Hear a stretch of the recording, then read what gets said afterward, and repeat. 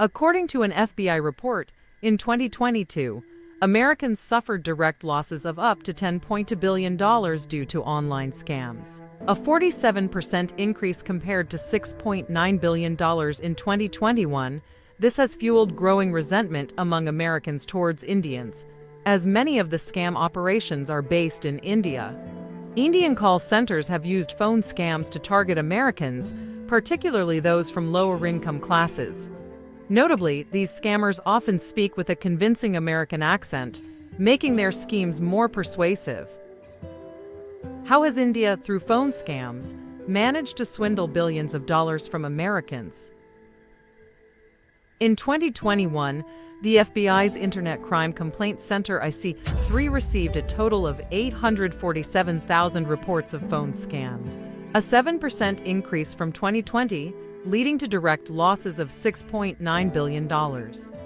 The methods included tricking businesses into wire transfers, using false identities to gain trust, conducting cross-border cryptocurrency transactions, and even online sales scams where the goods were never delivered. The report also highlighted that the group most vulnerable to these scams was Americans over 60. Many victims with smaller losses hesitated to report the scams due to fear or not wanting to cause trouble. By 2022, the number of scams surged again, with direct losses increasing by 47%, reaching over $10 billion. The sheer amount of money involved and the growing number of cases show that online fraud has become the leading cybercrime in America. The main culprits behind this phenomenon are Indian criminals operating from across the ocean. Since 2013, Indian scammers have silently targeted wealthy, overconfident Americans.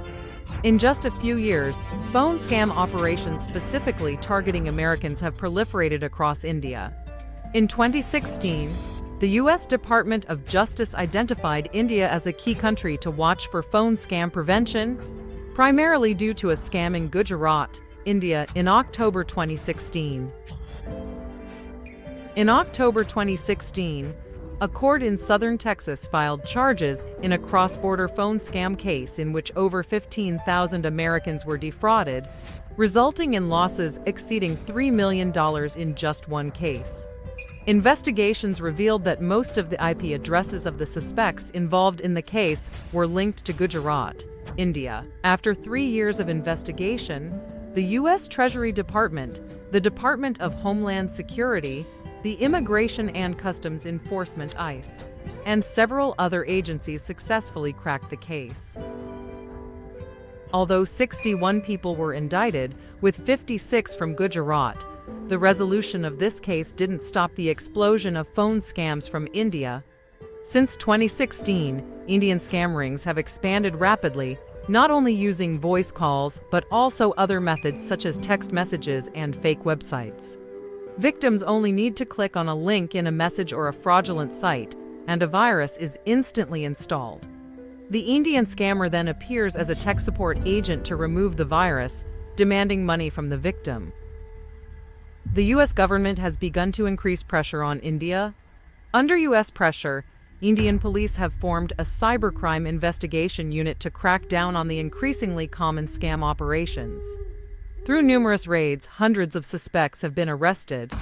Some of them operated from call centers in New Delhi, while others posed as IRS agents in the suburbs of Mumbai. Thanks to U.S. pressure, the investigation team successfully dismantled several scam rings.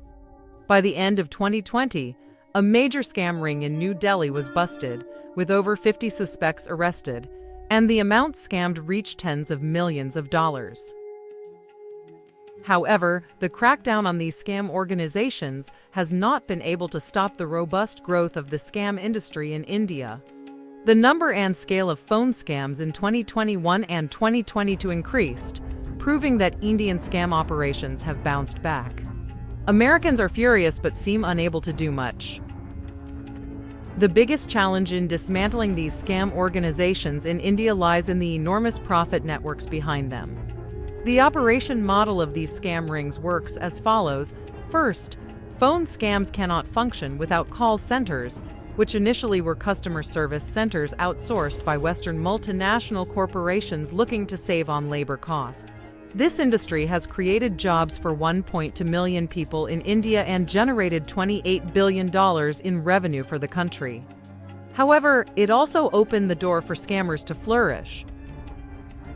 Initially, due to lenient penalties for cybercrime, many call center employees didn't face jail time, and the industry quickly transformed into a scam industry. India has since become a powerhouse in phone scamming. The next step is money laundering. Indian scam centers are often located in major cities with convenient transportation, sometimes in office buildings. However, the laundering points are scattered across the U.S., making them harder to detect.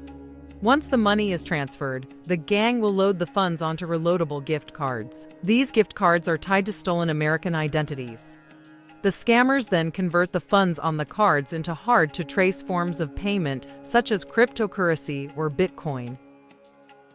Finally, the money is transferred through underground international laundering networks, eventually landing in the pockets of the masterminds behind the scams. The operation of Indian scam rings is not complex, but the challenge lies in the numerous stakeholders involved and the many cross-border transactions. India's phone scam industry has developed into a complete black market chain, with each step having its own professional roles. For example, those who buy the gift cards and cash them out are called runners. Those who impersonate IRS or immigration officers to scam people are callers, and those handling the payments are the bosses.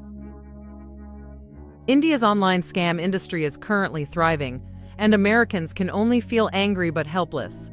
In India, after a successful scam, the scammers often mock the stupidity and gullibility of Americans. Americans have tried all sorts of countermeasures, like changing phone numbers and upgrading antivirus software, but the scams persist. In reality, this isn't hard to understand. English is an official language in India, and these scammers target English-speaking countries like the US. Furthermore, India has a young population with many unemployed people. Multinational companies have previously outsourced many customer service operations to India, providing opportunities for many young Indians to enter the scam industry. Many young Indians view working at call centers as a common and normal job. In conclusion, India's phone scam industry not only targets the US, but is also a global issue that is unlikely to be resolved anytime soon. Have you ever been a victim of such scams? Be cautious with your assets and remain alert to any fraudulent phone calls.